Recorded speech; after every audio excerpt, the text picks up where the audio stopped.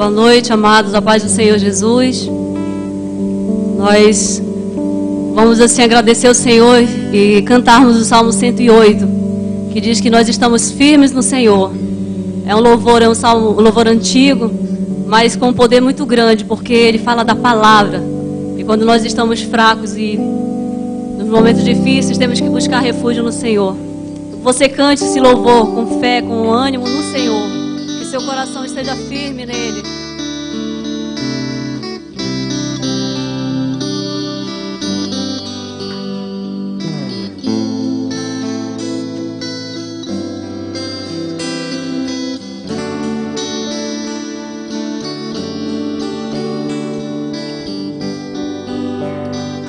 Firme está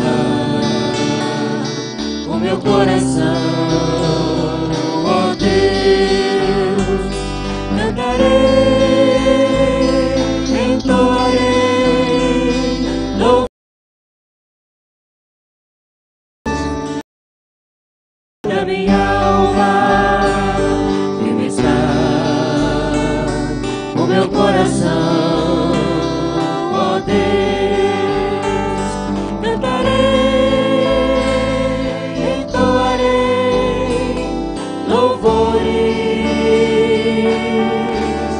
de toda a minha alma.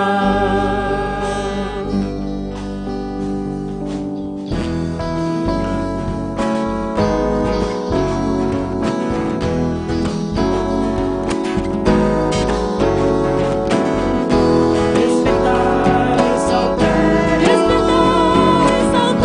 despertai, ó harpa. Despertai, saltério,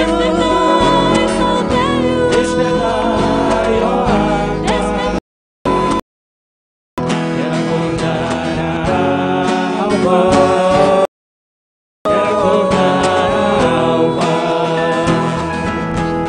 quero acordar a alma, quero acordar a alma.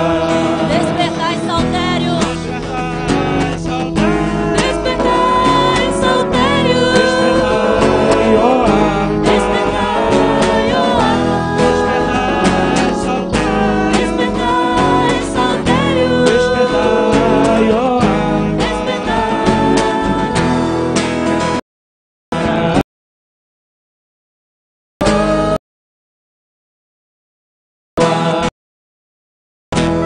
Quero acordar a alva, quero acordar a alva. Render-te-ei graças entre os povos, ó Senhor. Canta-te louvores entre as nações.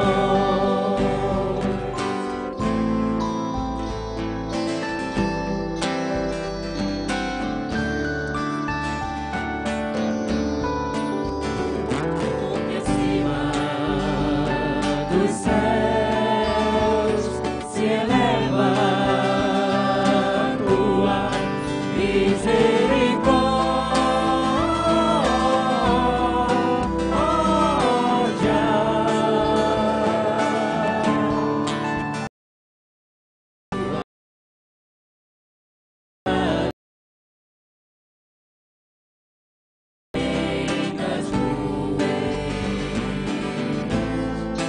Além das nuvens, para além.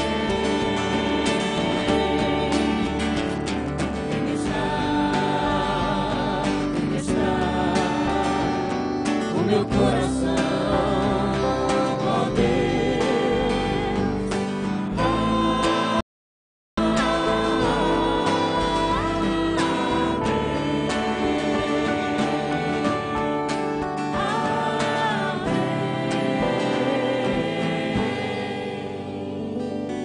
Amém, Senhor Deus.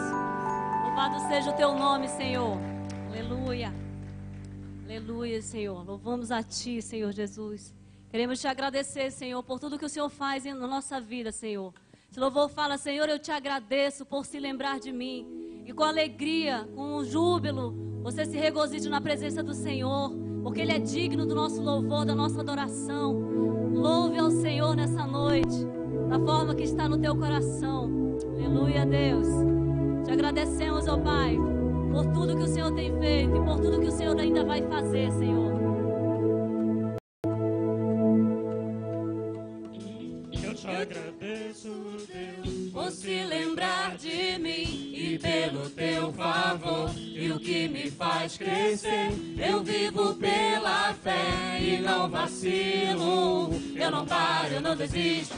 Eu sou de Deus, eu sou de Cristo.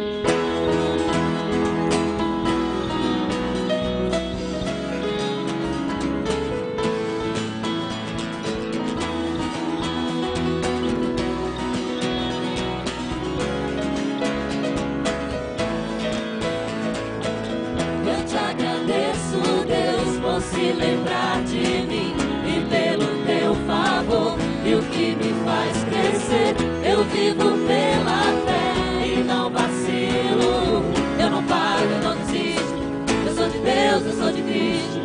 Você mudou a minha história e fez o que ninguém podia imaginar. Você acreditou e isso é tudo. Só vivo pra você, não sou do mundo, não. A honra, a glória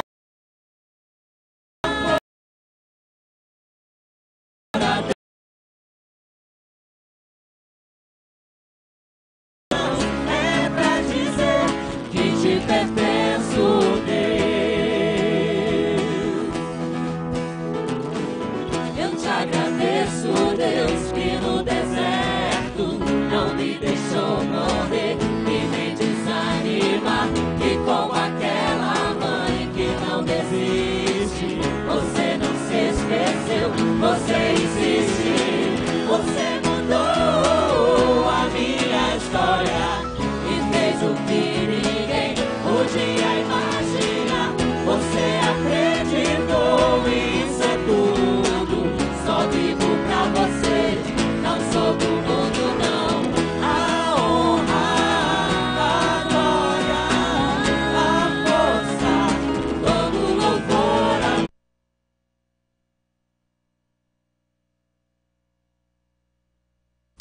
Tivemos aqui um congresso muito abençoado. Tivemos aqui 3 preletores. Alegrando na tua presença, Senhor Deus.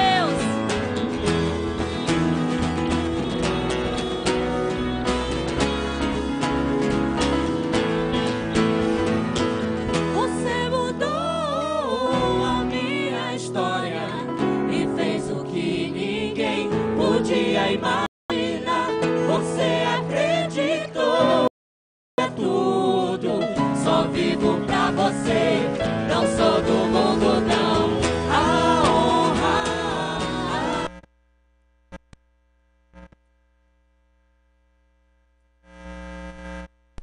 levantar das minhas mãos é pra dizer que te pertenço, Deus. A glória, a força, todo louvor a Deus.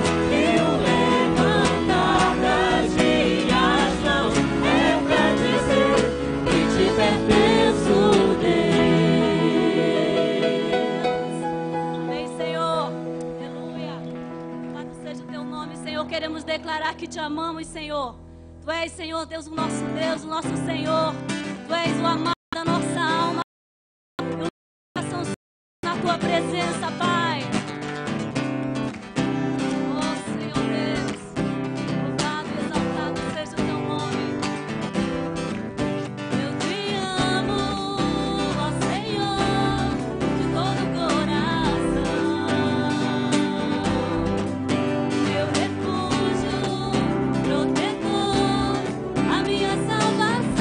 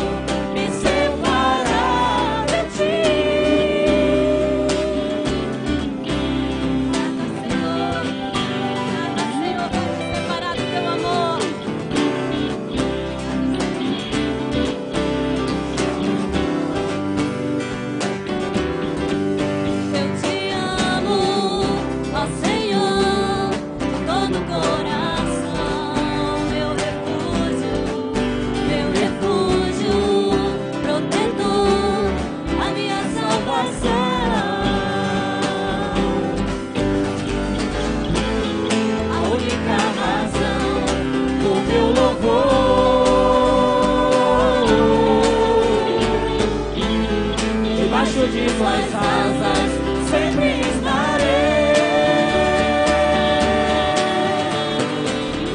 Nem a morte, nem a vida, potestades oprimidas.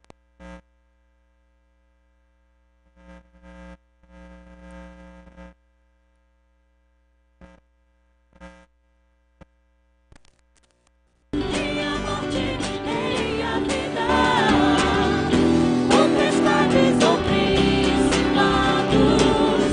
e a fome ou angústia poderão me separar de ti. O Senhor Deus,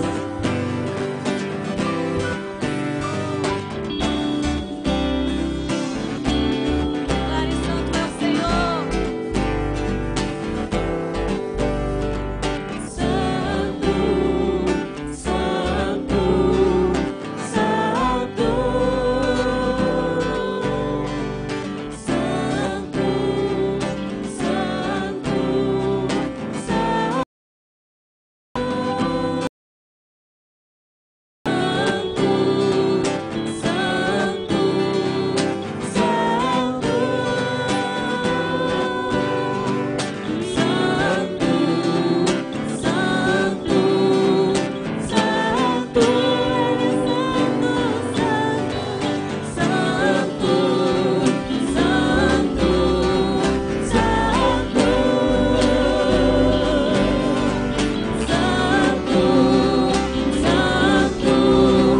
Santo.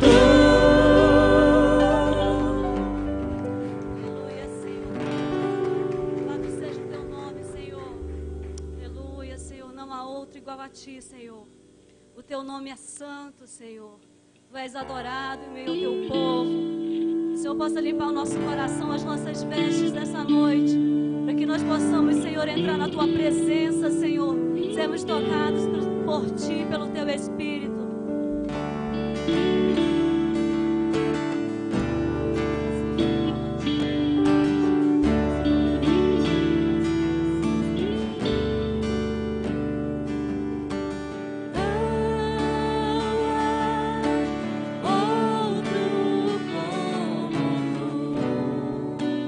Só tu és Deus, tu és o maior, o Rei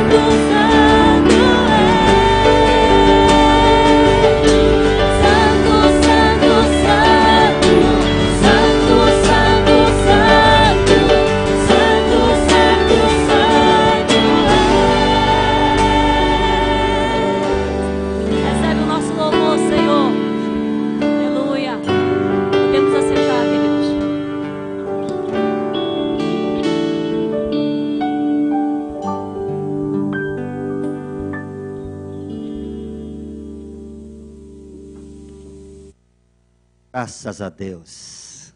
Que privilégio adorar o Senhor, né, irmãos? Louvar a Deus, aleluia. Vamos abrir nossas Bíblias em Ezequiel, profeta Ezequiel, capítulo 34. Eu vou pedir ao presbítero Francis Neto para vir aqui à frente e ler do verso 1 até o verso 10. Ezequiel 34, de 1 a 10. Veja se alguém está próximo, não tem a Bíblia, e você pode compartilhar a palavra com essa pessoa. Ezequiel 34, de 1 a 10.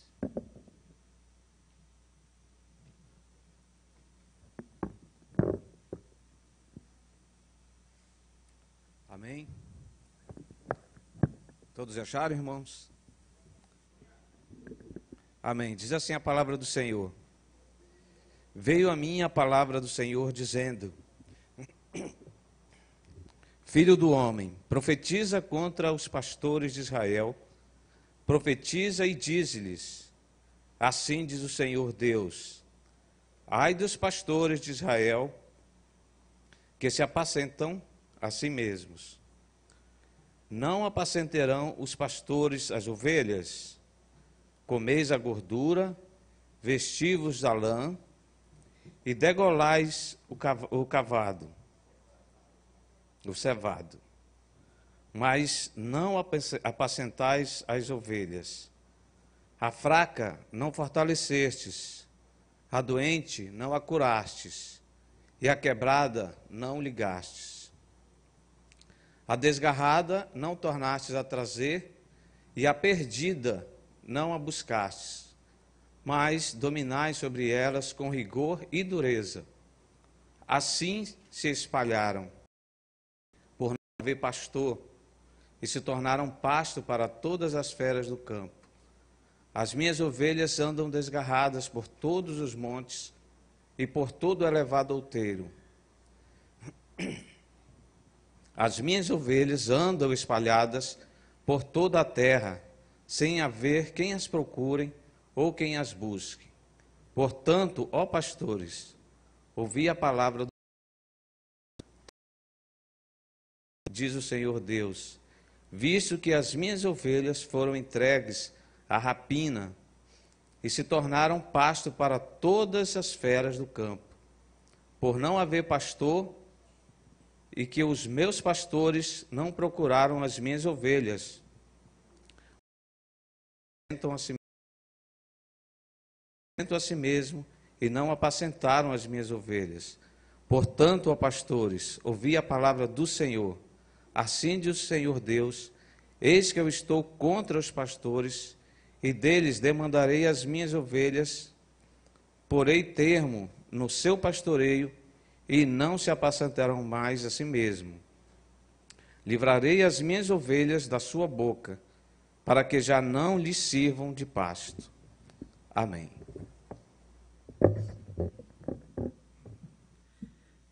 Amados irmãos, cada vez que aumenta a ganância,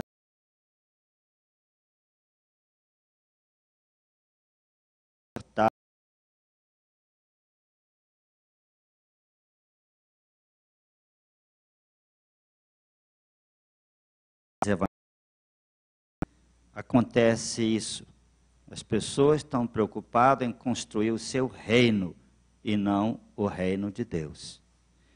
E aqui Deus coloca 5 situações que nos interessam muito nesta noite. No verso 4, ele fala: a fraca não fortalecestes, a doente não curastes, a quebrada não ligastes, a desgarrada não tornastes a trazer, e a perdida não buscastes, mas dominais sobre elas com rigor e dureza. São 5 situações claras e as ovelhas estão espalhadas. Sabe por que Jesus nos chama de ovelhas? Profetas, a Bíblia nos chama de ovelhas, porque a ovelha é um animal um tanto míope, sem direção, frágil. Se você passar num campo e ver muito gado, você observar um pouco, tem um touro que é o líder daquele rebanho. Houve briga entre os touros até que um se tornou o líder. Se entre os cavalos, um cavalo é o líder do rebanho. E assim, você vê aí no mundo animal, entre os leões marinhos e outras espécies, é assim, entre os leões, mas as ovelhas, elas se dispersam, cada uma pelo seu caminho. Isso é uma figura da igreja, irmãos. Quando Deus está falando aqui de pastores, sacerdotes, levitas, anciãos, profetas no Antigo Testamento, aqueles que eram a liderança. No Novo Testamento, a Bíblia diz que nós somos todos os crentes, sacerdotes de Deus, ministros do Senhor, e que somos responsáveis uns pelos outros. Posso ouvir um amém, irmãos? Responsáveis, corpo de Cristo, família de Deus. Eu não posso pensar assim, porque eu dou o meu dízimo, eu contribuo, o pastor que vai cuidar. Eu aqui venho, eu ouço e vou-me embora. Não. Nós somos todos responsáveis uns pelos outros. Eu sou muito responsável, porque Deus me colocou aqui como um pastor efetivo, e até a Bíblia diz que nós não devemos ser, muitos de nós, mestres, porque havemos de passar por maior julgamento, maior juízo. Mas aqui, irmãos, para reforçar aquilo que falamos domingo passado, nós temos pessoas nessas situações, gente quebrada, doente, afastada, desgarrada, e quem vai buscar é quem conhece, quem tem amizade, ou pelo menos você traz para nós, olha pastor, é difícil, irmão, saber numa igreja que cada domingo tem aqui 1.500 pessoas, e mais sexta, sábado, domingo, juntando as crianças, 1.800 pessoas. É difícil saber. Hoje tinha uma irmã conversando comigo, gastei com ela 1 hora. Depois da escola dominical, ela estava ali, ouvindo, e até dizendo que realmente nós precisamos cuidar um dos outros. E esta palavra nos chama a um arrependimento, irmão. Se nós não estamos fazendo isso, nós estamos cuidando dos nossos projetos, nossas prioridades. Não estamos interessados no outro. E Deus nos chama ao arrependimento. Eu queria ter esse tempo com os irmãos. Vamos orar em silêncio. Se você puder, pode se colocar de joelhos. Peça perdão do Senhor pela sua indiferença, egoísmo, por não cuidar, e comece a pensar e orar por aqueles que você vai procurar esta semana. Se você puder, pode ajoelhar.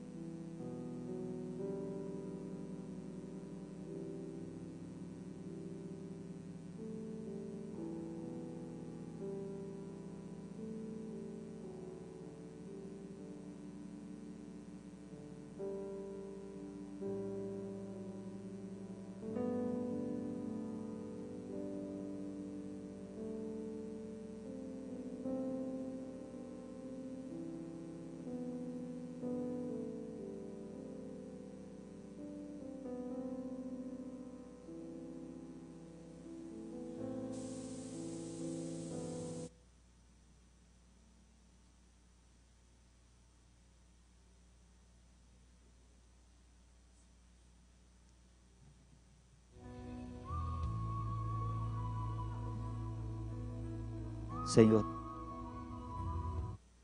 perdoa-me a minha indiferença, egoísmo e prioridades que não são do teu reino.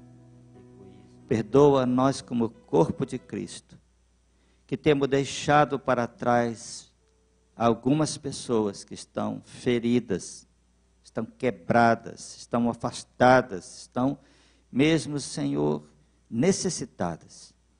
Nesses dias desperta em nossos corações algo do Senhor para nossas vidas, ó Deus.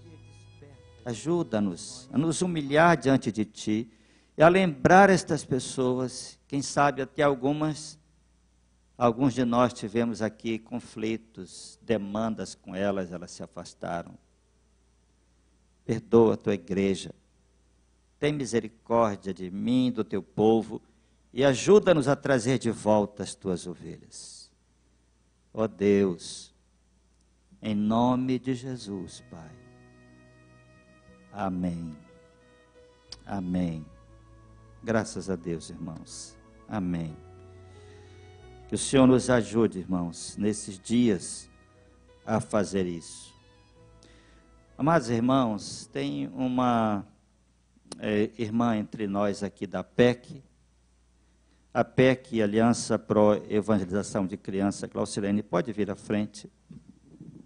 A PEC tem um trabalho precioso com as crianças e vai ter um trabalho especial no final de agosto, início de setembro.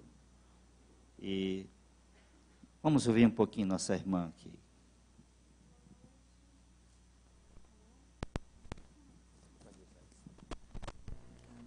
Boa noite, meus irmãos. Obrigada por mais uma oportunidade que o pastor está nos dando. Prazer ver o pastor Luiz Saião. Prazer. E os amados irmãos. Bem, a PEC, ela é uma aliança pró-evangelização das crianças. Alguns já conhecem. Se você quer conhecer mais um pouquinho a PEC, eu não vou ter tempo de falar agora sobre a PEC, mas anota o site www.apecbr.com e você vai saber tudo sobre a PEC. Da PEC, né, como missão, os missionários em todos os lugares do Brasil. Então, acessa lá, www.apecbr.com. Mas aqui eu gostaria de falar hoje sobre um projeto que a PEC, como missão, desenvolve em todo o Brasil e até fora do Brasil também. E nós vamos fazer aqui a nível estadual, do nosso estado. Nós estamos aqui desde 1986, a PEC no Amazonas, e a PEC tem a visão de alcançar todas as crianças do mundo inteiro com o Evangelho de Jesus Cristo.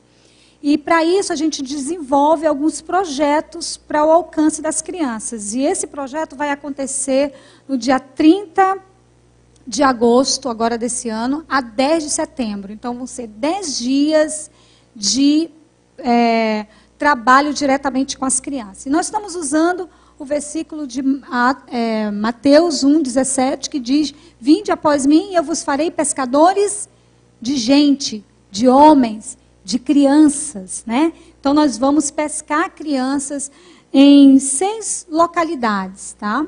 Nós vamos lá em Itapiranga, Rio Preto da Eva, Silves, São Sebastião do Atumã, Urucará e Itacoatiara. Então esses 6 municípios, a PEC vai estar desenvolvendo o trabalho diretamente com as crianças. O projeto de 10 dias, a gente divide ele em 3 fases. Ele acontece todo em 10 dias, mas tem 3 fases nesse projeto. A primeira fase será de treinamento da equipe. Então, essas pessoas que vão chegar para nos acompanhar nesse trabalho, elas vão ser treinadas, elas vão ser capacitadas para elas ensinarem as crianças durante esses 10 dias. Então, no dia ter a equipe também. No dia 2 de setembro, a gente vai sair daqui de Manaus, né, já treinados, todo mundo com a sua equipe formada, e nós vamos alcançar na segunda fase 5 municípios, que são Itapiranga, Urucará, São Sebastião da Tumã, Silves e Rio Preto da Eva.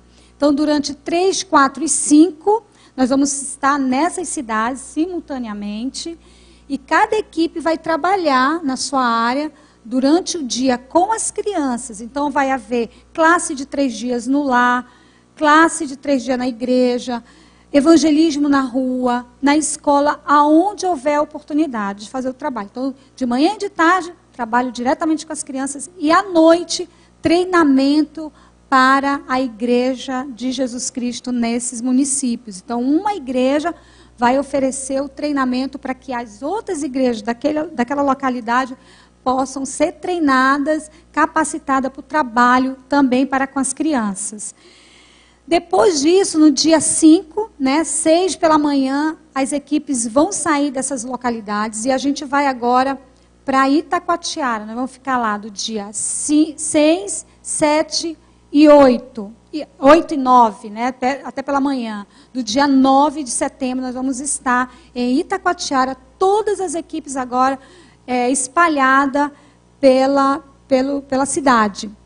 Vamos fazer o mesmo trabalho. Durante o dia, trabalho diretamente com as crianças, e à noite nós vamos fazer um simpósio, que nós vamos estar trazendo palestras para professores, pais e líderes serem desafiados para o trabalho com as crianças. E só para para vocês saberem, a PEC sempre trabalha com a igreja local. Então, nós vamos estar trabalhando nessas cidades, mas do lado de uma igreja, com uma igreja. Inclusive, nós estivemos visitando alguns pastores da presbiteriana nessas cidades. Então, todas essas cidades que nós citamos aqui, nós fizemos o contato com a igreja, uma igreja presbiteriana. Então, tem os irmãos lá, os pastores, que vão nos receber, que vai receber uma equipe, cada igreja, e a gente quer mandar pelo menos 5 equipes para cada município, e todas as outras equipes depois para Itacoatiara. Então, você pode participar desse projeto de 3 maneiras. Você pode participar orando, tá? Você que tem grupos de oração, senhores, senhoras, os jovens, quando se reunir para orarem, por favor, orem pelo preparando o giz, prepara o cavalo para o dia da batalha. Nós estamos fazendo isso, sabendo que a vitória é o Senhor que vai nos dar. Então, ore por isso, ore pelas pessoas que vão participar. A gente já está tendo alguns contatos, pessoas de outros estados estão interessadas, querendo participar, e a gente já está fazendo esse contato. Mas nós queremos que Manaus também se levantar para ir junto com as crianças, pregando o evangelho para elas. Então, ore por esse projeto, você pode contribuir com esse projeto também. Nós queremos colocar na mão de cada igreja hospedeira, que vai hospedar uma equipe, nós queremos colocar um kit de lição bíblica. Nós queremos usar aquele kit das novas tribos, a Bíblia cronológica. Então, nós queremos... Está de 12 a 15 reais esse kit. Nós queremos realmente adquirir essa literatura para entregar para a igreja, que a gente vai trabalhar junto, para eles darem continuidade ao trabalho com as crianças. Você pode também participar indo com a gente, tá? Então, você precisa estar em plena comunhão com a sua igreja. Recomendo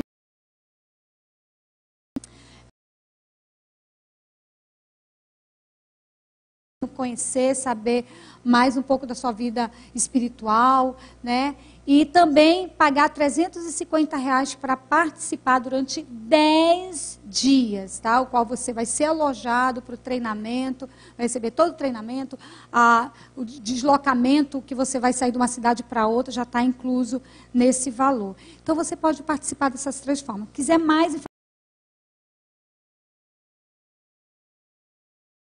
informações do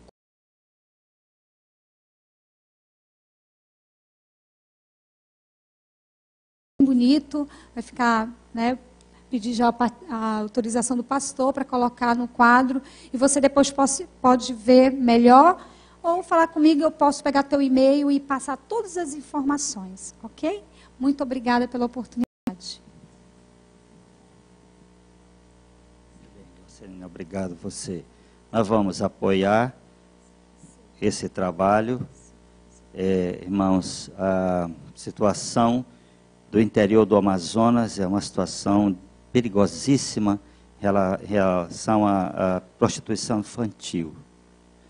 Só a evangelização pode mudar esse quadro, tirar pessoas dessa situação. Eu falei aqui à tarde, eu estava em Taquatiara, tinha chegado, acho que de Urucará, esperando um ônibus 4 da manhã para vir para Manaus, e motoristas conversando, motorista de táxi, dizendo assim, um disse, eu tenho uma lista de 100 meninas aqui para os programas.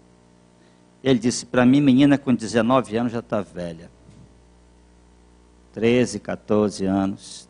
Os turistas vêm, eu tenho já o programa todo feito. Aquilo me deu vontade de vomitar ouvindo aquilo, me deu uma situação ouvindo, irmãos, a realidade de Itacoatiara não é muito diferente de outras cidades.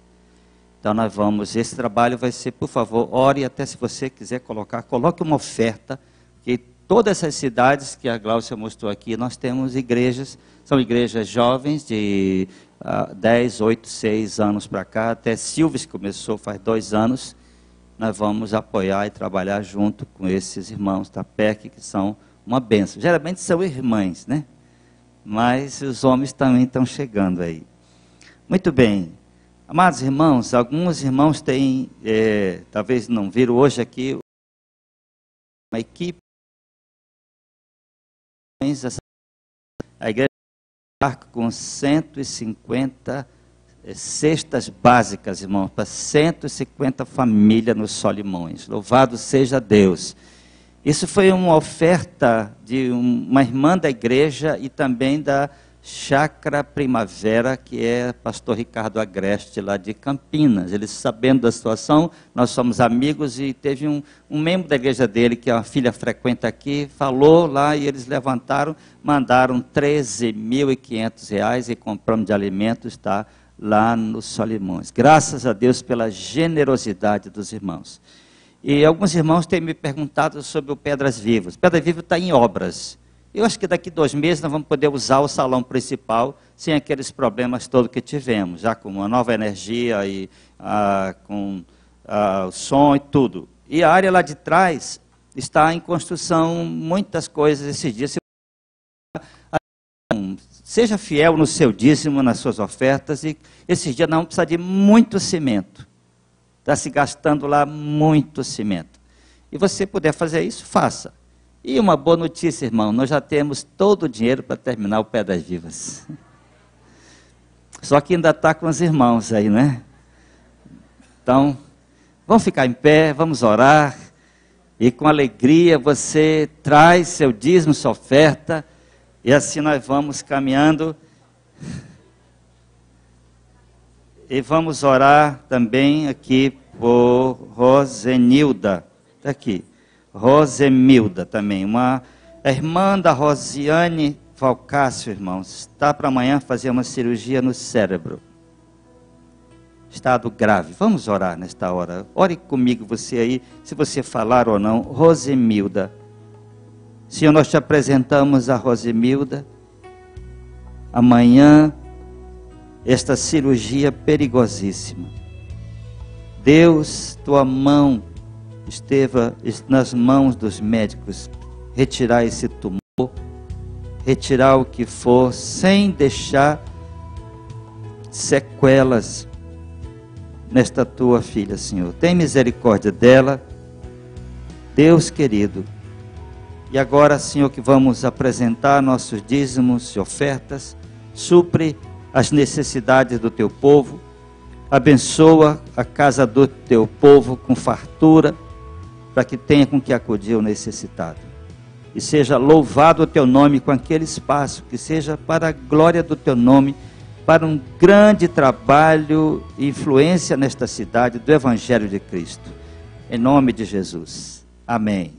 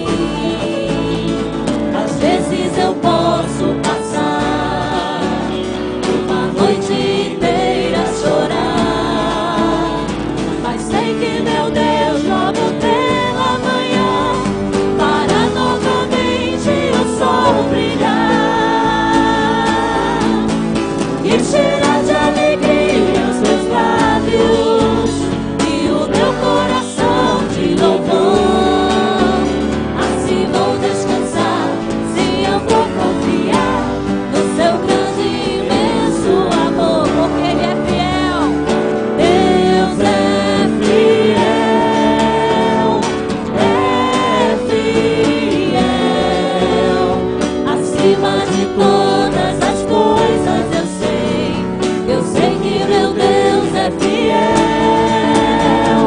Deus é fiel, acima de todas as coisas eu sei que meu Deus é fiel. Deus é fiel,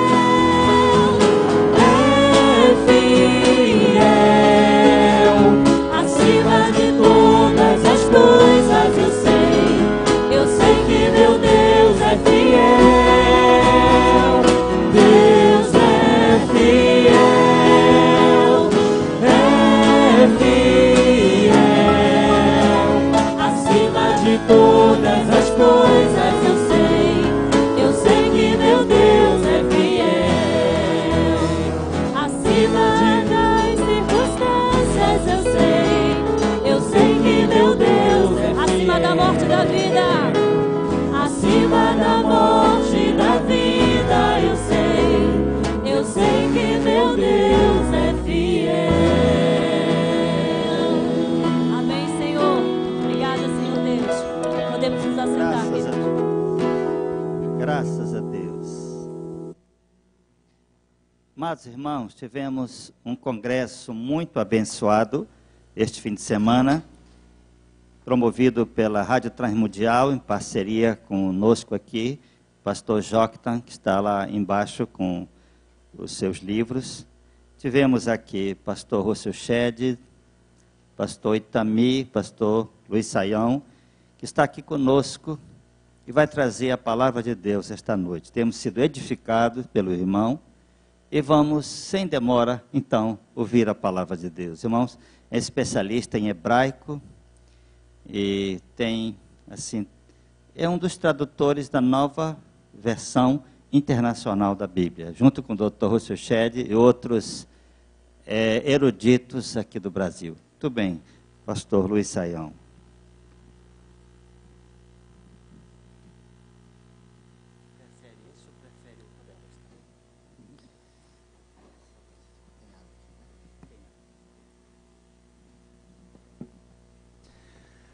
Graça e paz aos irmãos. Muito boa noite a todos. Prazer estar aqui mais uma vez, depois desses dias de congresso, ter a oportunidade de compartilhar a palavra de Deus com os irmãos. Deus aí tem nos abençoado, sei que o pessoal tem acompanhado aí o Rota 66, né, que é um comentário bíblico falado, e os irmãos acompanhem bastante a Transmundial. Além do Rota 66, nós desenvolvemos outros projetos, um deles chama-se Conversando com Luiz Saião, que é exatamente sobre perguntas bíblicas e teológicas, e um outro chamado 180 Graus, que é um programa muito interessante que ajuda a pessoa que está começando a sua caminhada com Deus, uma espécie de discipulado pelo rádio. E Deus tem nos abençoado de modo que isso que foi produzido aqui, dentro da nossa realidade, particularmente o Rota 66, em outubro, os irmãos orem por isso, vai ser lançado as cartas do Novo Testamento em chinês, em mandarim.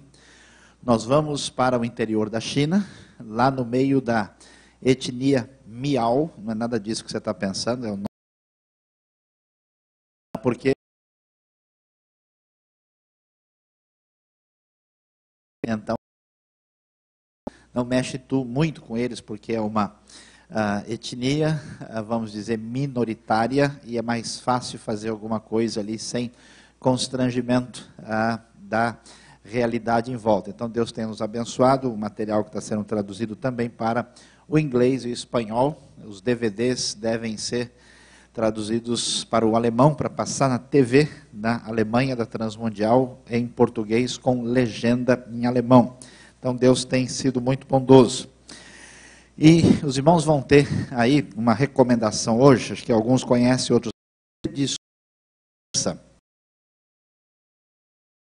estudos que envolvem as questões doutrinárias mais importantes que a gente às vezes não entende muito a razão. É muito claro, muito objetivo, mas também as questões do dia a dia, que as pessoas que não são crentes fazem para a gente. Será que é verdade que João Batista era a reencarnação de Elias? Mas muita gente que tem orientação kardecista diz isso. Mas onde é que a gente pode comprovar definitivamente na Bíblia que não é assim? Onde é que a gente pode ver que não existe, por exemplo, a ideia de reencarnação? A Bíblia, Deus diz em algum lugar na Bíblia que ele rejeita ou detesta os homossexuais. O que a Bíblia fala sobre isso? O que a Bíblia fala sobre vida íntima de um casal nesse mundo confuso em relação à sexualidade? Vários temas, drogas, práticas esportivas, se Deus é um só, porque tem tanta denominação e igreja diferente? Como é que a gente responde? Que texto bíblico se usa para isso? Bíblia de Estudo e Esperança tem essa atenção e direção. Mas eu queria, nessa noite, que nós pensássemos entre a diferença entre verdadeira e falsa religião.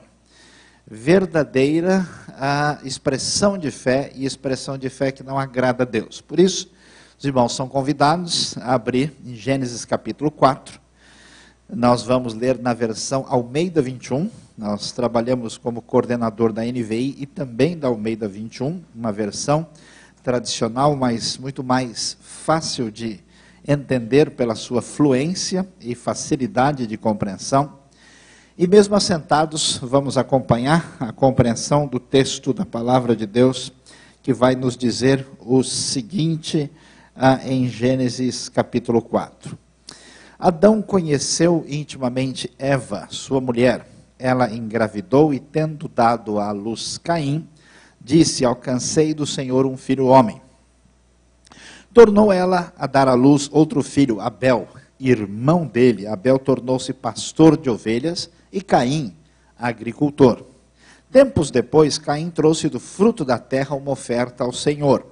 Abel também trouxe da gordura das primeiras crias de suas ovelhas. E o Senhor acolheu bem Abel e sua oferta, mas não colheu Caim e sua oferta. Por isso Caim ficou furioso e ficou com um semblante abatido. Então o Senhor perguntou a Caim: por que te iraste? E por que estás com um semblante abatido? Se procederes bem, não se restabelecerá o teu semblante?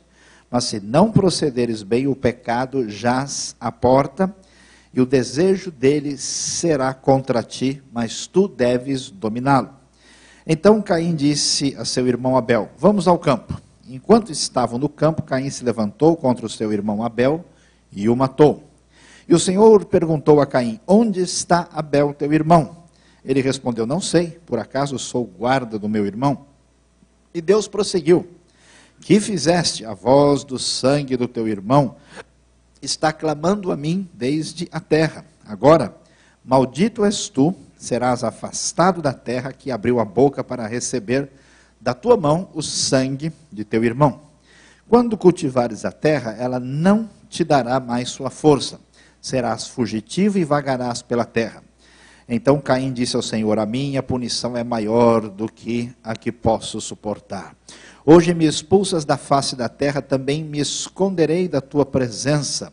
Serei fugitivo e vagarei pela terra, e quem me encontrar me matará. O Senhor, porém, lhe disse: 7 vezes recairá a vingança sobre quem matar Caim, e pôs o Senhor um sinal em Caim, para que ninguém que o encontrasse o ferisse de morte. Então Caim saiu da presença do Senhor e foi habitar na terra de Nod, ao oriente do Éden. Caim conheceu intimamente sua mulher, ela engravidou, deu à luz a Enoque.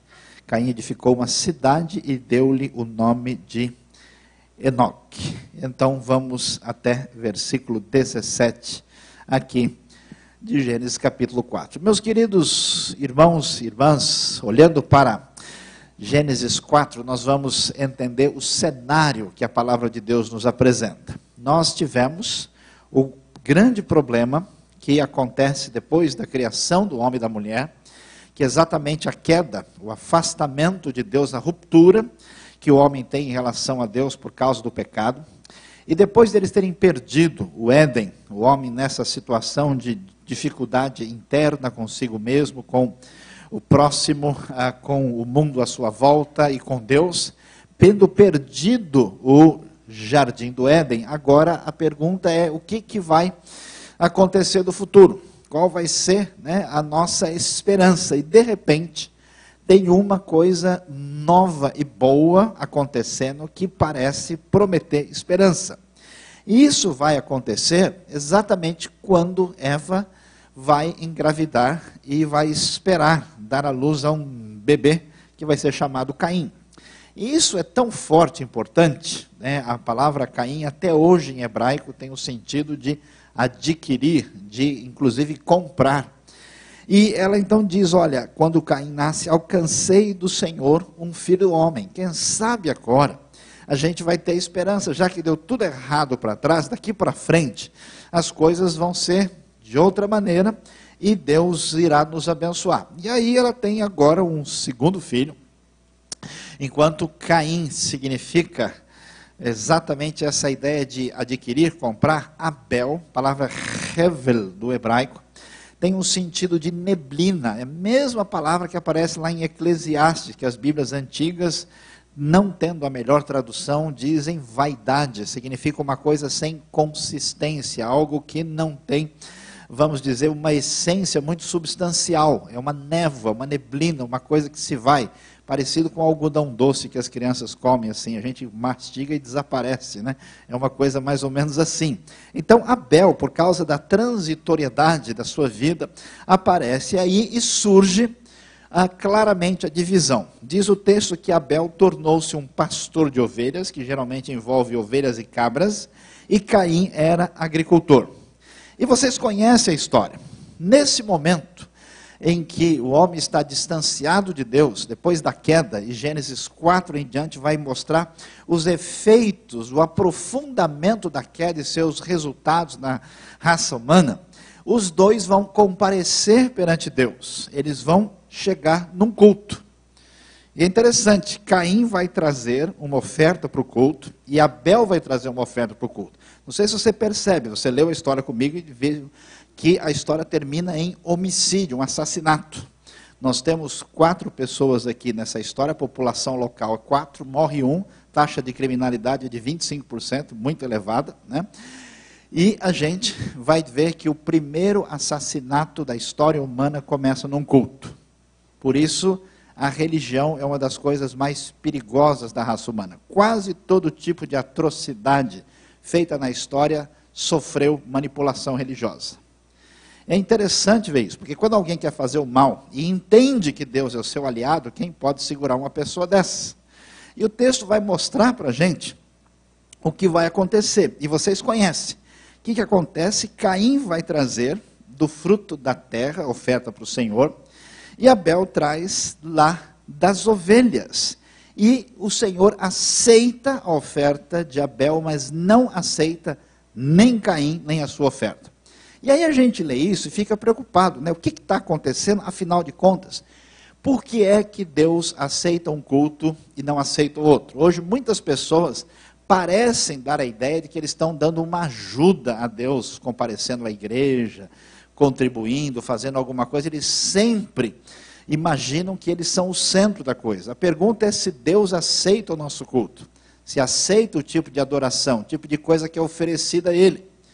E essa é a discussão que aparece aqui. Então, por exemplo, por que é que Deus aceita um e não aceita outro? Houve um estudioso muito famoso que, ao ler essa história, ele sugeriu o seguinte, que o Deus que aparece na Bíblia é um Deus que gosta de pastores de ovelha, mas não gosta de gente que trabalha na terra, na agricultura.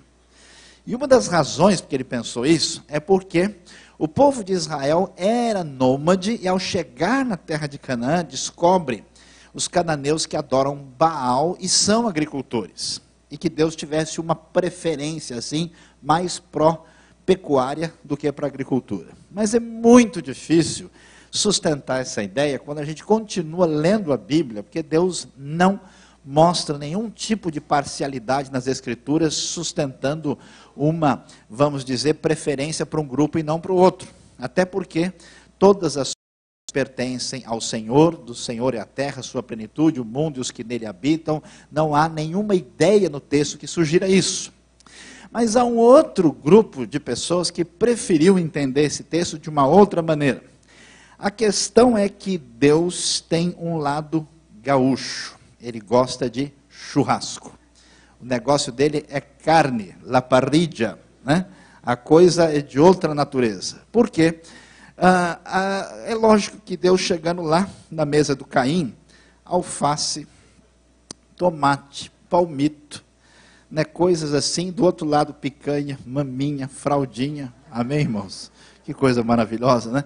Ele olhando para isso, ele diz, não, eu vou ficar desse lado aqui, né? Depois a gente conversa, vocês fiquem. Então, a opinião dessas pessoas é que a escolha divina é porque ele tinha preferido a carne das ovelhas, que seria deliciosa, em comparação com o Caim. Então, essa é a ideia. Por quê? Porque mesmo quando a gente vai olhar lá na frente, particularmente o livro de Levítico, que as pessoas leem muito pouco na Bíblia, e é muito importante para entender tanta coisa no Antigo Testamento e também no Novo. O livro de Levítico vai mostrar para nós que havia, sim, muitas ofertas que eram oferecidas como sacrifícios, mas também havia aquela oferta de cereal, que as Bíblias antigas estranhamente traduzem por oferta de manjares. Tem que manjares muito para saber do que se trata o termo, né? Pessoa que não conhece nada, lê manjar, pensa que é pudim, pensa que talvez tem um flan de chocolate do lado, mas não tem nada a ver com isso. A ideia envolvia oferta principalmente de trigo ou cevada, que era apresentado a Deus. Então não há uma sugestão que o Deus da Bíblia é essencialmente carnívoro, que ele diz apenas ler esse texto com ideias que a gente vai ter desenvolvido em Levítico, ou até mesmo tirando do Novo Testamento para fazer uma leitura direta. Então é importante prestar atenção no texto para querer saber aqui qual é a razão que o culto, a adoração, a religião de Caim é reprovada por Deus, enquanto a de Abel é aceita. A resposta disso é simples e se encontra no próprio texto. Quando nós lemos o que Caim trouxe para Deus, a Bíblia diz que ele trouxe da gordura das primeiras crias de suas ovelhas. Ou seja, Abel, melhor dizendo, vai ver as suas ovelhas e ele vai escolher as melhores ovelhas.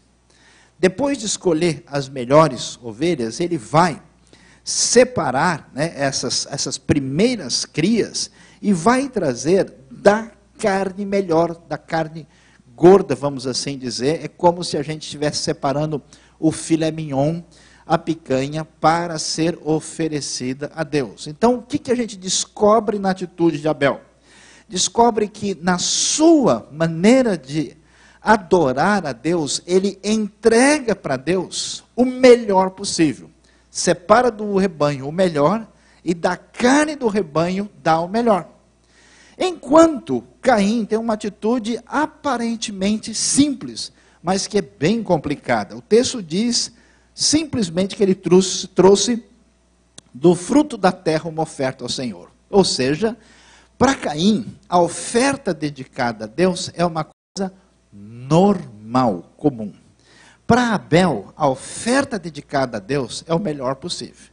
Isso leva a gente a pensar sobre o que tipo de oferta e as pessoas apresentam a Deus. Por exemplo, eu fico vendo certas pessoas que às vezes pensam que a nossa relação cultica com Deus se dá numa reunião religiosa que se faz uma vez por semana. Mas na verdade, a realidade cultica de adoração a Deus se vê na nossa vida. Eu conheço gente, por exemplo, que a sua cabeça não registra muita coisa da Bíblia, mas um monte de bobagem que não serve para nada, o sujeito sabe. Ele não conhece muito bem as histórias bíblicas, já tem 200 anos de crente, jogou bola com Matusalém, ajudou Noé a enxugar a arca, fez um monte de coisas, mas você vai perguntar para a Bíblia, só falta escrever Jesus com G e salvação com C cedilha. Ele não sabe absolutamente nada. Mas pede a escalação do time dele. Pergunta quem fez o gol do Brasil no jogo, ele sabe tudo. Manda para ele dizer uma música aí do Justin Bieber, até isso ele sabe. É lamentável, porque a mente dele é dedicada como prioridade para um monte de coisas. Para Deus, na hora que der um tempo a gente faz. Quando puder, eu dou um jeito. Conheço gente inteligente, capaz, profissionalmente bem-sucedido, funciona bom. Nas coisas de Deus é lamentável. Conheço pessoas responsáveis nos seus compromissos, chegam sempre antes, tratam com responsabilidade, na igreja chega a hora que der e olhe lá. Por quê? É uma atitude de indiferença e desprezo. Eu tenho visto certas coisas, a gente faz no exterior, e às vezes o pessoal vem conversando e diz, escuta, porque sabe como é que é, né, o horário brasileiro. Aí como é que é o horário brasileiro? O horário brasileiro é perfeito. É difícil ter um lugar com horário tão bom como no Brasil. Quer ver? Vê se algum jogo de futebol começa atrasado. Que, o jogo do Maracanã é 5 horas, o pessoal, não pessoal, são 5h20, espera o pessoal chegar, que estão vindo, daqui a pouco a gente começa. Vai num cinema, que a sessão começa às 3 horas, pergunta se o pessoal começa às 3h30, porque o pessoal está chegando. Vai em qualquer emprego que você tem, que o horário é 8 horas, a pessoa pode chegar às 8h40, porque sabe como é que é? Hoje eu cochilei um pouco. Não existe. Só existe isso na igreja. É uma pouca vergonha. Em muitos ambientes, só nos ambientes ligados às coisas de Deus é que a coisa é feita no relaxo. O que muita coisa, que muita gente traz para Deus, nem o diabo não quer de tão ruim que é. De tão mais ou menos, de tão de qualquer jeito.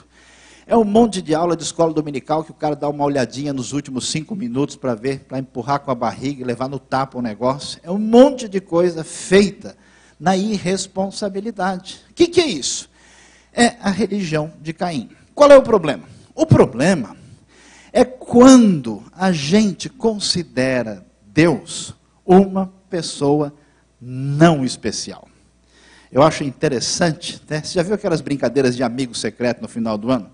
Nem sempre dá certo. Às vezes o amigo secreto vai se tornar um inimigo aberto. Né? A pessoa vai lá, compra um presente todo especial, né? Compra lá uma bolsa de capim dourado do Jalapão, né? Gasta não sei quanto e dá de presente para o outro, não sei o quê. Aí quando ele ganha o presente dele, é uma meia. Um lenço amarelo brilhante. Né? Aí eu já vi a cara da pessoa assim, abrindo um desses presentes que são mico preto assim, né? No meio da coisa, ele abre... obrigado, né? Não sabe se preocupar, você vê aquele sorriso amarelo defunto, assim, que toma conta da pessoa, e ela não pode dizer abertamente, mas ela engole aquilo, comprou um presente especial e recebe um negócio, o famoso presente R$1,99, né? E a pessoa fica chateada. O que acontece? Quando a gente considera alguém especial, diferenciado, né? Se alguém convidar o pastor José João para almoçar em casa, duvido muito que alguém vai deixar ele em pé e falou, pastor, hoje é zoião, é arroz com ovo frito, o senhor fica em pé aí e depois a gente traça o zoião junto aqui. Ninguém vai fazer uma coisa dessa. Está amarrado, irmãos, queima ele, Jesus, que isso? Ninguém faz uma coisa dessa, né? Por quê? Porque se você faz isso, claramente é uma atitude de não tratar a pessoa com a deferência quando você considera essa pessoa especial. Você nem chama um amigo para comer um almoço de domingo em casa e oferece qualquer coisa e deixa o sujeito lá em pé tomando água e pronto, final, não funciona assim. Então, o que acontece? Abel faz o melhor possível para Deus, enquanto Caim oferece uma coisa comum. A pergunta é, Deus para a gente, a sua obra, o seu reino, é especial ou é uma coisa comum? Que tipo de prioridade real tem na nossa vida? Aí nós vamos perguntar, o que é que está por trás disso? Qual é a razão por que isso se manifesta? A razão por que uma pessoa vai tratar Deus como comum está relacionado com a sua falta de gratidão na vida. Toda vez que você está muito feliz com alguém, quando você sente uma satisfação em agradar uma pessoa, geralmente isso está ligado a um sentimento de gratidão, de querer presentear. Então, no fundo, o nosso culto, a nossa adoração, a nossa celebração dedicada a Deus, é prejudicada pelo fato que alguma coisa na nossa vida mexeu ou mexe com a gente de tal forma que a gente não acredita que Deus é tão digno de dedicação assim. A gente não tem gratidão suficiente. A religião que desagrada a Deus, trata Deus como alguém comum, E ela está fundamentada numa falta de gratidão, que geralmente envenena o nosso coração, pelo fato de algumas coisas na nossa vida não acontecerem do jeito que a gente gostaria. A gente tem expectativas, a gente gostaria que as coisas caminhassem do jeito que a gente pensa, planeja e sonha. O sujeito vai lá, ele quer que o filho dele seja isso e aquilo. De repente a trajetória é distinta e inconscientemente ele desenvolve uma insatisfação, um aborrecimento, uma ingratidão para com Deus, e você sente no olhar, na atitude dele, um esfriamento espiritual. Tem gente que canta até com a boca, mas o olhar é vazio. Tem gente que participa até externamente, mas você sente a falta de sintonia com Deus. Então, essa falta de gratidão é o fundamento. E qual é o caminho de uma religiosidade que Deus não vai aceitar? O texto diz que quando Caim recebe a rejeição, diz o verso 5, que Deus não acolheu Caim e sua oferta, por isso Caim ficou furioso e com o seu semblante caído. Próximo sinal de que a religiosidade de alguém vai mal são as suas atitudes emocionais fora do lugar. Caim fica revoltado, fica indignado. Eu conheço pessoas, claro, a gente é humano, né? Todo mundo tem suas dificuldades, a gente é de carne e osso, uns com mais carne, outros com mais osso, depende da pessoa. Quando alguma coisa dá errado com a gente fica aborrecido e isso é compreensível. Mas você repara que tem certas pessoas que pela sua fúria, pela sua insatisfação, pela sua crítica ácida, que elas estão doentes espiritualmente, que tem um problema, alguma coisa estranha. Você vai ver certas pessoas com as quais você conversa, elas criticam a igreja, mas tem dois tipos de crítica de igreja. Tem aquele tipo de crítica de alguém que faz parte da família e chora junto. E tem aquela crítica venenosa de alguém que está doente e está como que vingando do que ele está vendo, ou então está escondendo uma dificuldade pessoal. Quando Caim tem a sua oferta rejeitada por Deus, era para ele parar aí mesmo, falar: Deus, desculpa, afinal de contas Deus é Deus, o Senhor do universo, o que foi que eu fiz? Onde que eu errei? Faltou o quê? Qual é o problema?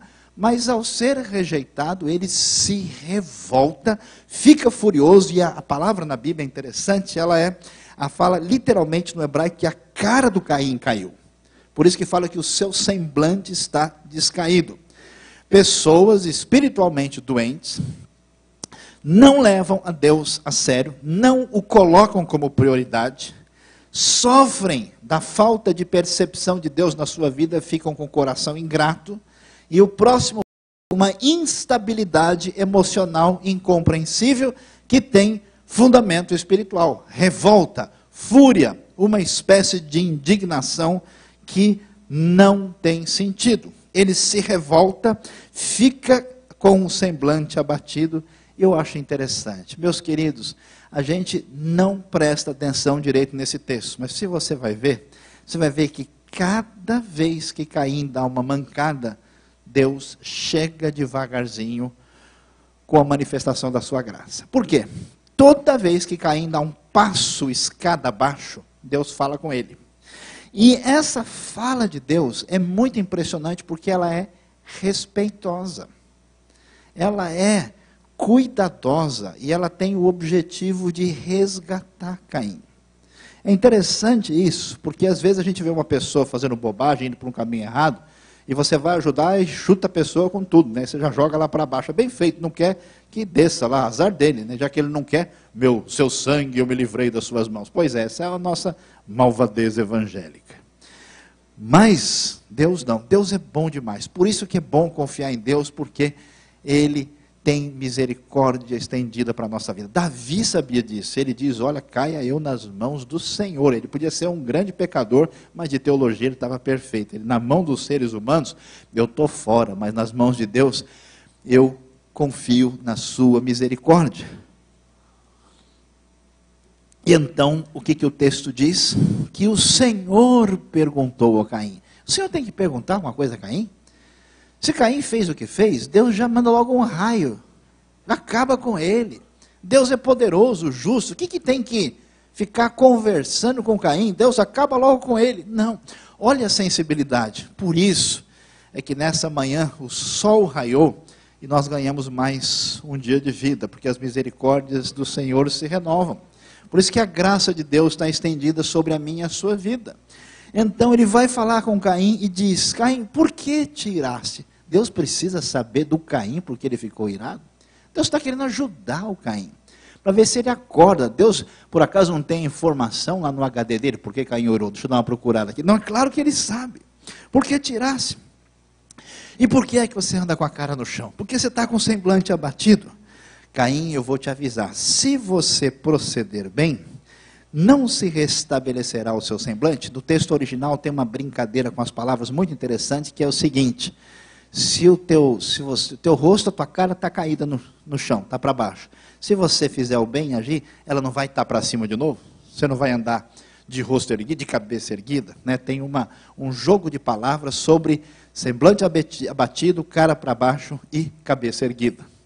Será que você não vai ser restabelecido? Será que você não vai ter essa condição? Então, Caim, preste atenção, porque você está brincando com coisa séria.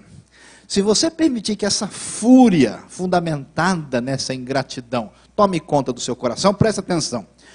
Se você não proceder bem, o pecado está à porta, jaz à porta, e o desejo dele é contra ti, e você tem a responsabilidade de dominá-lo. E aqui é interessante, porque aparece uma palavrinha no texto original que em toda a Bíblia só aparece nesse versículo. Quando fala que o pecado está à porta, jaz à porta, tem uma palavrinha chamada rovetz no original, que tem origem na Babilônia, num termo parecido, que se usava para se referir a uma espécie de espírito mau, demônio, que se escondia atrás da porta, um bicho chamado rabitso, e atacava as pessoas. O texto não quer dizer que o pecado é um demônio, mas ele usa uma linguagem forte para dizer: olha, o pecado é tão ameaçador e tão traiçoeiro que ele está escondido atrás da porta. Você bobeou, ele vai pular em você. O pecado é a onça pintada, pulando de cima da árvore nas costas da pessoa. E então, ele vai mostrar isso e dizer: olha, Caim, cuidado. E saiba que você tem a responsabilidade de reagir. Por quê? Quando a pessoa se entrega ao mal, qual é sempre a desculpa? Ah, não tinha como eu não fazer isso. Ah, eu não consegui me dominar. Ah, eu não consegui me conter. É porque, claro, que a gente sempre pode, em qualquer situação, dizer sim e dizer não. A gente pode sempre fazer de um jeito ou de outro. A responsabilidade está nas nossas mãos. E Deus diz: Caim, cuidado, você está descendo a escada. Primeiro, você entregou qualquer coisa. Segundo, isso está mostrando a sua relação de ingratidão e de não descobrir que Deus merece prioridade e o primeiro lugar, primazia absoluta. Terceiro,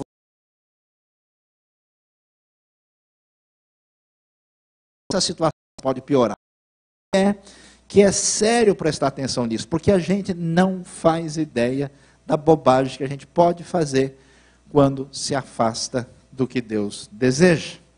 O que acontece? O texto vai mostrar que Caim não deu atenção à palavra graciosa de Deus que queria ajudá-lo. No texto do verso 8, na sequência, Caim disse ao seu irmão Abel: vamos ao campo. Enquanto estavam no campo, Caim se levanta contra Abel e o mata, e acontece o assassinato. Quem pode imaginar do que a gente é capaz? A maior parte das pessoas fez grandes bobagens a partir de coisas pequenas. Eu me lembro de um amigo conselheiro que estava ajudando uma pessoa que estava presa. E essa pessoa presa foi presa por um assassinato.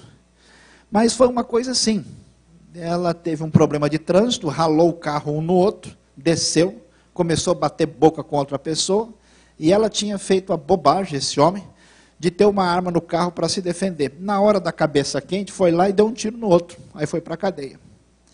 E era uma pessoa que conhecia o Evangelho, era uma pessoa de classe, vamos dizer, média, de vida estabilizada, e que nunca imaginou que iria matar ninguém. E o que acontece? Depois, na cadeia, lá um belo dia, alguém veio para cima dele, ele foi brigar, se defender, empurrou a pessoa lá, e nessa coisa a pessoa bateu a cabeça e morreu, ele estava com a vida estourada. Ou seja, é importante a gente prestar atenção que uma coisa muito pequena pode produzir um efeito muito grande. Sabe o que foi descoberto nas pesquisas? Que as piores bobagens, os piores crimes são cometidos pelas pessoas que estavam certas na hora de uma briga. Que o sujeito, por exemplo, bate o carro no outro, e quem sai nervoso para fazer justiça com as mãos é quem estava certo, é quem passou no sinal verde. O outro que já passou no vermelho, ele já vem com a bola mais baixa, porque ele sabe que o prejuízo está do lado dele. O outro que estava certo se levanta, já chega xingando, parte para cima e faz uma loucura. O que acontece? Qualquer ser humano, qualquer homem, por mais firme que esteja, é totalmente fraco. Vaidade não tem substância e sustentação em si mesmo. O que acontece? Caim, dificilmente eu acredito que ele quis matar Abel, ele quis se vingar, ele quis descarregar a fúria, a ira que ele deixou tomar conta do seu coração. E agora o resultado disso é o assassinato. O que acontece de novo? Imagine só, olha só, confira comigo os detalhes do texto. O que Deus devia fazer? Na hora que ele fez isso, era para Deus já aparecer e falou, Caim, agora chega. Você está pensando o quê, rapaz? Como é que você faz o negócio? Eu não te avisei? Você é surdo? Que história é essa? É interessante como o Senhor aparece de novo do mesmo jeito. Olha o respeito de Deus para uma pessoa frágil que nem Caim. Ele pergunta no verso 9, o Senhor perguntou a Caim, onde está Abel, teu irmão? Como se Deus não soubesse. E aí, como é que Caim faz? Agora a coisa começa a complicar, porque agora ele vai ter uma atitude assintosa de desrespeito para com o próprio Deus. Olha a resposta que ele dá para Deus. Ele respondeu, não sei, por acaso eu sou guarda, eu sou responsável pelo meu irmão? Eu agora tenho que ficar cuidando dele? Quer dizer, Caim, a atitude de Caim é uma atitude que chega no ponto da beira da blasfêmia, do desrespeito para com Deus.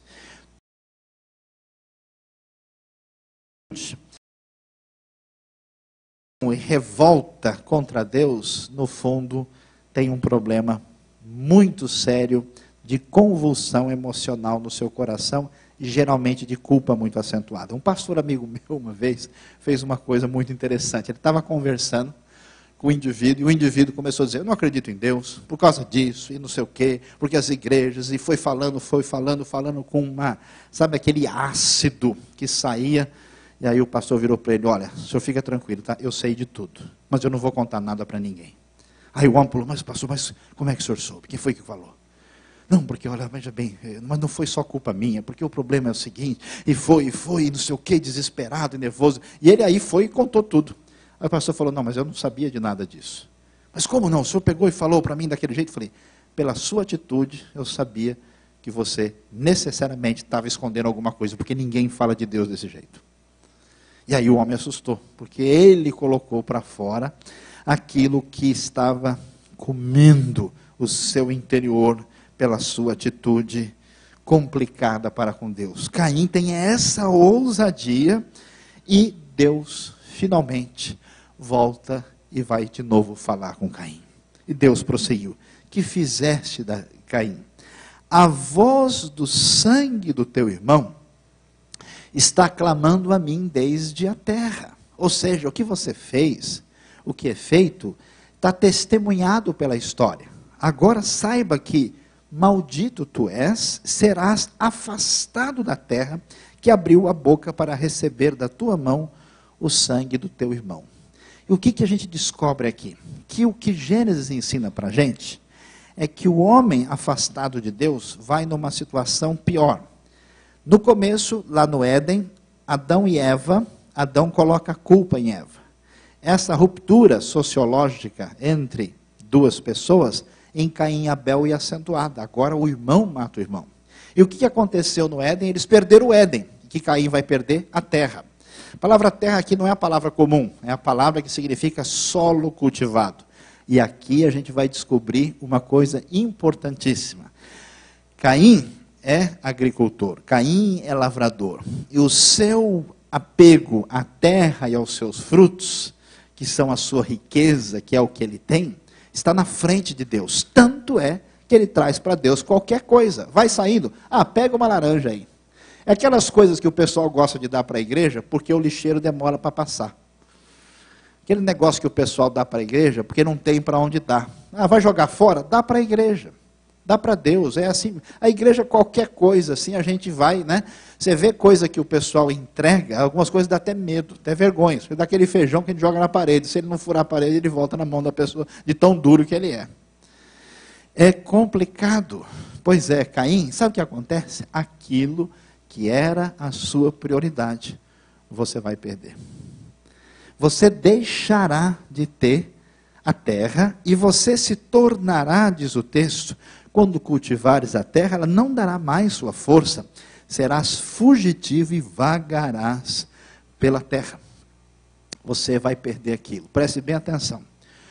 Tudo na sua vida, que no seu coração, na sua energia interna, se tornar prioridade em relação a Deus e prejudicar a sua colocação de Deus como primeiro na sua vida, você vai acabar perdendo no final. Eu conheço gente que o objetivo da sua vida era somente dinheiro, a ponto de comprometer a sua ética, de comprometer o seu procedimento, a ponto de negociar a sua fidelidade para com Deus. Não demora muito tempo, você vê a pessoa por causa disso. Qualquer coisa que se torna prioridade idólatra, que nos leva a considerar Deus um sujeito que merece alguma coisa muito comum, mais cedo ou mais tarde a gente vai perder aquilo, e mesmo que a gente venha usufruir, isso nunca encherá o nosso coração. Então é interessante ver que Deus faz com que Caim receba o resultado das suas escolhas equivocadas, e mais uma vez a gente vai ver o perfil de uma religião que desagrada a Deus. Quando as coisas dão errado, quando as consequências alcançam a gente, como é que Caim reage? Olha lá, verso 13. Então Caim disse ao Senhor: a minha punição é maior do que a que posso suportar. Coitadinho de mim. Pastor, eu não entendo porque eu passo por tantos problemas. Eu sempre fui uma pessoa fiel. Eu me amo, não posso mais viver sem mim. Eu sou lindo e maravilhoso. Quer um quadro meu? Quer uma estátua? Leva aí, né? Eu passo. É interessante a atitude de autocomiseração de tantas pessoas, sugerindo que Deus é injusto ao fazê-la passar por problemas. Eu conheço alguém que diz o tempo todo: nunca entendo como um pai bom, maravilhoso, tem filhos com problemas, e pais ruins têm filhos bons, sugerindo que ele é um pai bom, maravilhoso, e que os seus filhos têm problemas. Sempre o raciocínio é equivocado. Caim diz: não, olha, Deus, meu castigo é forte demais. Eu não mereço, ele acabou de matar o irmão. Eu não mereço tudo isso.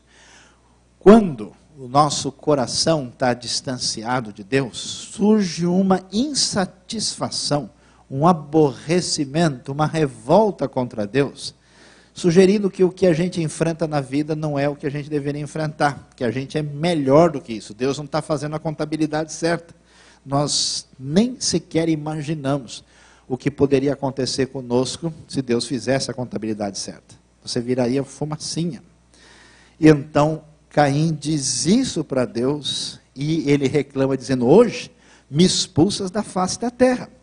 Também me esconderei da tua presença, serei fugitivo, vagarei pela terra, e quem me encontrar me matará. Ou seja, toda pessoa espiritualmente mal direcionada tem a preocupação só consigo mesmo, só em salvar sua pele. Deus, e depois, se eu encontrar alguém, e o pessoal souber da minha situação, alguém vai me matar. E aí, como é que fica a situação? Olha, ele nem um momento volta atrás. Deus fala várias vezes, é o momento de Caim se arrepender. É a hora de Caim chegar e dizer: Deus, não é bem assim, olha, eu perdi a cabeça, o Senhor me desculpe, me perdoe, me ajude. Em nenhum momento a sua atitude é: o Senhor não está sendo justo o suficiente para comigo, e eu sou uma pessoa que estou correndo o risco de ser prejudicado. Como é que isso conseguir? Demais, porque Deus, mais uma vez, age com Caim, sabe como? Com graça e misericórdia. Acho que na segunda já era para o Caim ter levado uma chapuletada boa, e Deus falando: Caim, dá licença, com você não dá. Cuidado quando você não tem misericórdia com as falhas e necessidades dos outros, é que algum problema acontece também no seu coração. Então, diz a Bíblia o seguinte: o Senhor, porém, lhe disse: 7 vezes recairá a vingança sobre quem matar Caim. E então o Senhor pôs um sinal em Caim, para que ninguém que o encontrasse o ferisse do morte. Que sinal é esse? A gente não sabe. Muita bobagem na história foi dita a respeito desse sinal por pessoas que queriam justificar, especialmente, a sua atitude pelo grupo. Mais uma vez, Caim, você tem mais uma chance. Eu vou colocar um sinal de proteção em você, para que você não sofra de imediato as consequências de tudo que você fez. Os irmãos sabiam disso? Que o salmista descobre: Senhor, se o Senhor contemplar, quem subsistirá? Ninguém fica de pé. Deus é bondoso, misericordioso, quer nos livrar das nossas próprias fraquezas e fragilidades que destroem a gente. Deus estende a mão para você, porque isso que machuca você por dentro é um câncer, é uma doença. A gente é mais ou menos como um monte de gente dentro do hospital, caindo aos pedaços com lepra, com remédio à vontade disponível. Ninguém é melhor do que ninguém. É necessário entender essa realidade.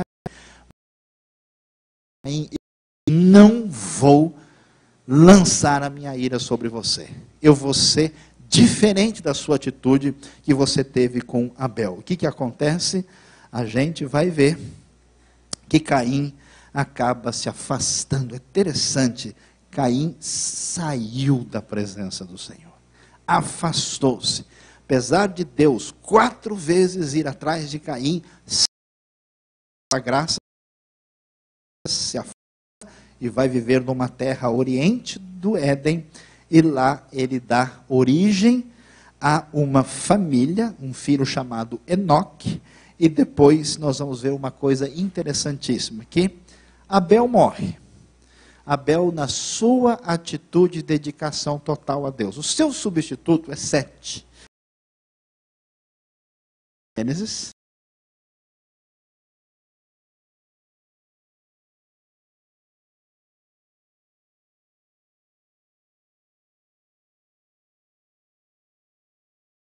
De Adão é Enoque, que é o homem que andou com Deus e foi levado por Deus, porque Deus o tomou. No entanto, o que aconteceu com a geração de Caim? A geração de Caim se afasta de Deus ao ponto de chegarmos no versículo 19 e vemos quem é o 7º da geração de Adão a partir da linhagem de Caim. É um homem chamado Lameque, que tomou para si 2 mulheres, uma chamada Ada, a outra Zilá. Ada teve um filho chamado Jabal, que é os que são o pai dos que habitam em tendas e possuem o gado, o pessoal que era o rei da economia da época. Depois, o irmão dele era o Jubal, que era pai dos que tocam harpa e flauta, ou seja, toda a arte. E Tubal-Caim, fabricante de todo instrumento cortante, de cobre e ferro, que é a indústria. Indústria, economia e arte, progresso humano que dá origem à primeira cidade da Bíblia. O que é cidade? É o lugar de refúgio do homem que quis fugir de Deus e da ameaça do mundo à sua volta.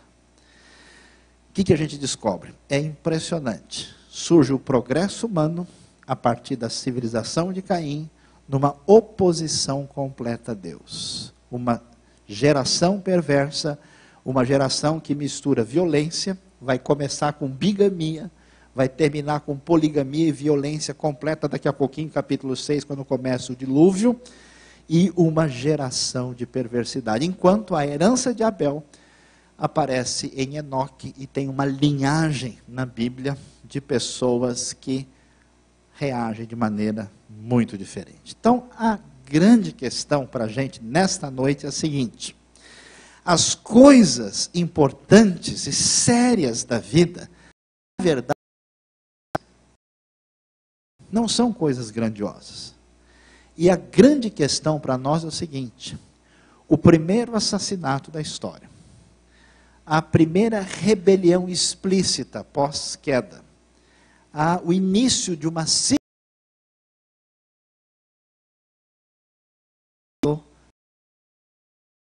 num culto onde Deus não recebeu a honra devida. Quando a gente faz as coisas para Deus de qualquer jeito, isso é o início de um processo de destruição terrível que marca a condição que a gente descobre na história de Caim. E a pergunta que eu faço para você é: como é que tem sido a sua vida de dedicação a Deus? Você crê na obra de Deus? Se isso é verdade, você vai priorizar a obra de Deus com contribuição. Você valoriza de fato adorar a Deus? Então não faz sentido você vir à igreja no dia que dá certo. Hoje está mais quente, eu não vou. Hoje esfriou. Interessante, um amigo meu visitou a China há uns anos atrás num culto de igreja do estado, domingo, 7 horas da manhã, chuva torrencial. Aí ele falou: puxa, então a igreja vai estar vazia, lotada a igreja. Gente na porta, de guarda-chuva, esperando o momento para entrar no próximo culto. E entrou na igreja, todo mundo lotado, o pastor não pode pregar tão abertamente, então ele fala e os irmãos ali do lado do visitante completo, evangelizando, para o sujeito poder ouvir o evangelho integralmente. E o guarda olhando em volta. Se o sujeito não está prestando atenção, se ele está com sono, cochila, o guarda arranca ele, bota ele para fora, que entre o próximo. Essa é a atitude. Qual é a prioridade verdadeira que Deus tem na sua vida? Na sua mente, nos seus recursos, no seu tempo, na sua capacidade. Porque hoje, você tem um dia menos de vida, você está mais perto da morte. A única riqueza que você tem é o seu tempo. Como é que isso é tratado na nossa vida? Eu vejo filhos, famílias, pessoas que têm grande desinteresse em Deus. E são pessoas da igreja, porque eles percebem que para os seus pais, Deus é bom, é legal, mas não como a Fórmula 1, não como o futebol, não como um passeio em tal lugar. A gente percebe no coração da pessoa o que de fato é prioridade. Não terás outros deuses além de mim.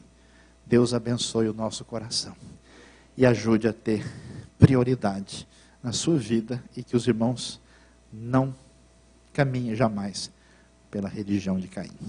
Deus, vamos orar nesse momento. Deus bondoso, em nome de Jesus, nós te adoramos, te glorificamos e te agradecemos pela tua palavra, porque ela revela os caminhos complicados do nosso coração. Tem misericórdia de nós nessa noite, abençoa a nossa vida, renova a nossa esperança, a nossa fé, a nossa disposição de te servir, de te adorar de maneira completa e total.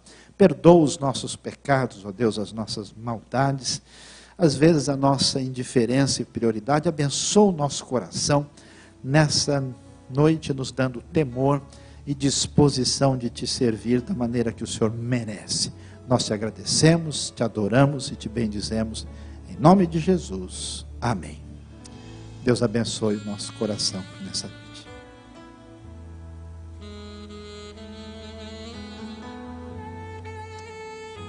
Obrigado, pastor Luiz Saião. Não sai ainda não. 2 minutinhos. Esta palavra tão profunda, tão bem colocada. Eu queria orar outra vez, irmãos, porque eu sei que Deus falou com muita gente aqui. Me inquieta ver, a gente começa o culto na hora, com 20% da igreja. Eu vou sempre começar, é 8h30, não é 8h30. 7h35.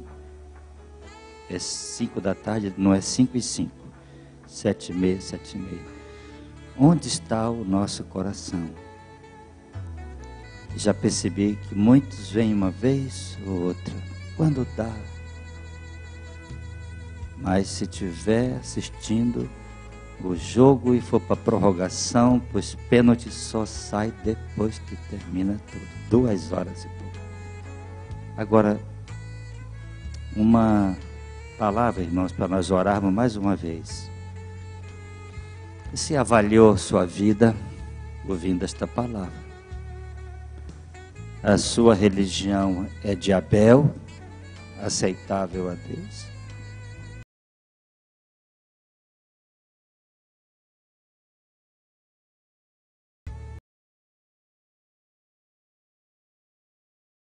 Quero orar com você. Curva a sua cabeça. Veja a escada que Caim foi descendo, porque ofereceu a Deus algo comum, em que seu coração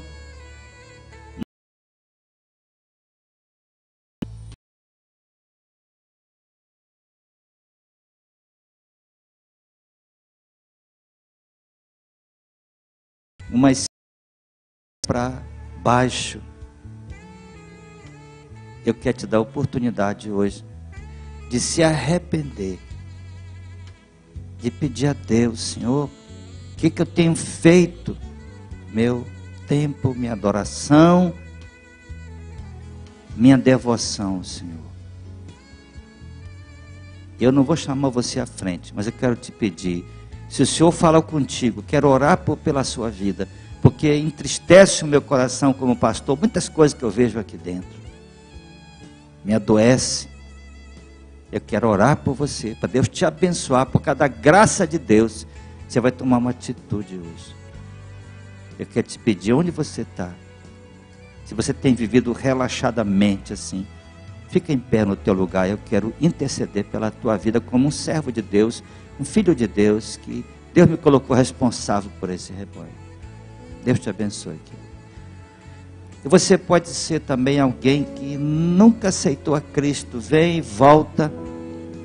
Tem dentro do seu coração culpa e tantas coisas. Te dá esta oportunidade hoje. Onde você está? Hoje você se entrega ao Senhor. Deus te abençoe. Deus te abençoe. Ó Deus,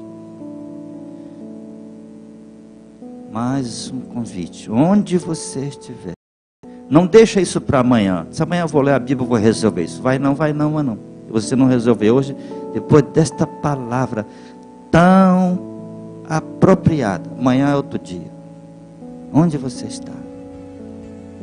Aquilo que perguntou Deus para Adão: Adão, onde tu estás? Ele sabia. Onde tu estás, meu irmão? Como está teu coração?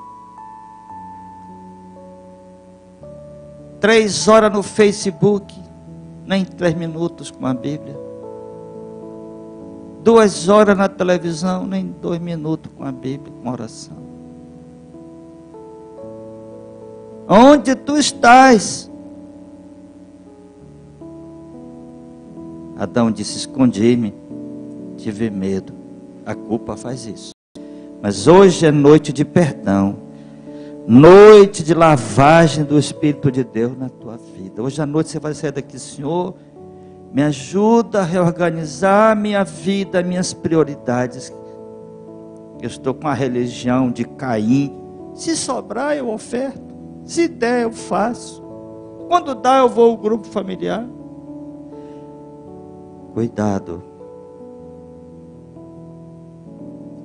Senhor querido, Senhor Deus, Tu falaste comigo esta noite, Tu falaste com Teu povo, Tu abriste os nossos olhos.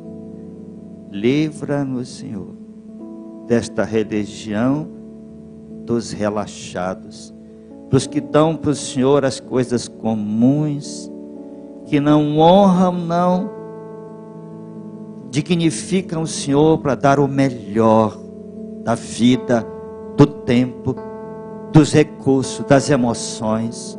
Livra-nos desta mediocridade espiritual. Livra-nos, Senhor, desta escada para baixo, que nos torna insensíveis diante de Ti. Senhor, aqueles que estão entregando sua vida ao Senhor esta noite, abre seus corações para entender Tua graça maravilhosa. Meus irmãos que se colocaram em pé, Senhor, dizendo: Jesus, me ajuda. Tua graça venha aos seus corações esta noite. Ó Deus, em nome de Jesus, Pai. E a graça do Senhor Jesus. Vamos ficar em pé todos, irmãos. O amor de Deus, o nosso Pai, as consolações, as virtudes e o poder do Espírito Santo esteja sobre vós. E sobre a igreja do Senhor que está espalhada em toda a face da terra, agora e para sempre.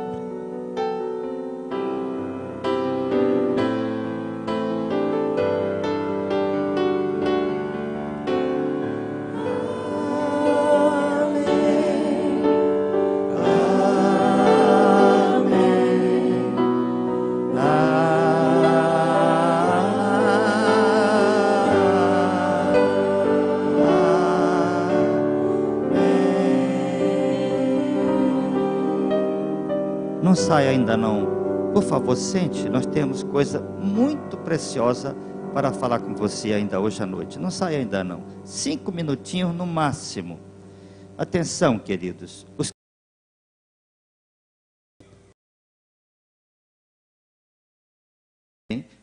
Ou você está nos visitando, nós queremos te dar de presente esta Bíblia com pão diário. Pão diário é um livro. E a Bíblia são 66, os dois estão juntos aqui. Você está nos visitando, não é membro de nenhuma igreja, nós queremos te ofertar. Se você não tem Bíblia, evidentemente, daqui a pouquinho no final, nós queremos te dar isso e te conhecer.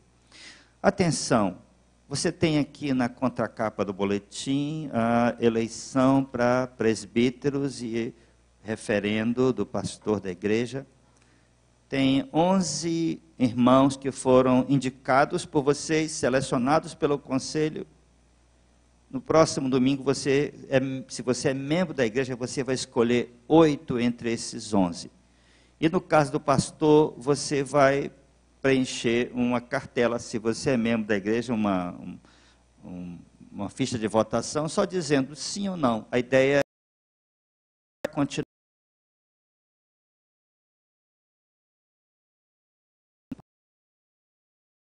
Temos 3 vezes. É uma avaliação. Nem vou dizer quanto foi por cento a aprovação 5 anos atrás, para não induzir você a nada. Você pode votar com toda a sua tranquilidade. Agora, irmãos, esta semana, nós estamos começando a semana de jejum e oração. E amanhã nós vamos estar aqui de 7 às 8 até na sexta-feira. Atenção, liderança de grupos familiares. Segunda-feira foi bênção, bênção pura, como diz o Jeremias. Você pode vir, precisa vir, você está convocado, não está sendo convidado. Você é um líder, nós queremos ter você aqui. Se você vem do trabalho, olha, vai ter um lanche aí, não vai ser aquele